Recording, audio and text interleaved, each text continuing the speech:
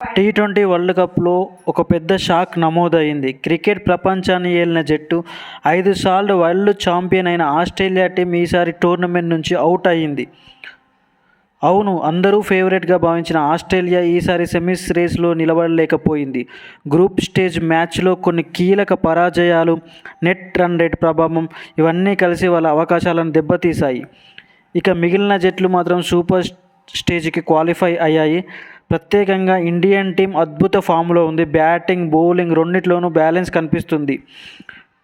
Australia out కావడం వల్ల tournament మరింత ఆసక్తికరంగా మారింది. ఇప్పుడు టైటిల్ ఎవరు గెలుస్తారు అన్న దానిపై చాలా ఉత్కంఠ నెలకొల్పుతుంది. క్రికెట్ అభిమానులకు ఇది ఒక హై వోల్టేజ్ పోటీగా మారింది. ప్రతి మ్యాచ్ ఫైనల్లా మారిపోయింది.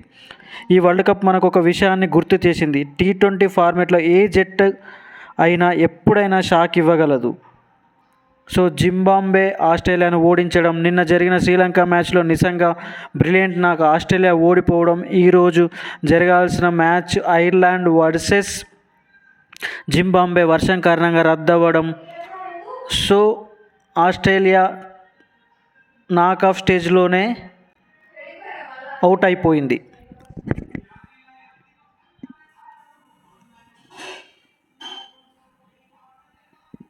సో మీ అభిప్రాయం ఏంటి? ఈసారి వరల్డ్ కప్ ఎవరు గెలుస్తారు? కామెంట్ చేయండి.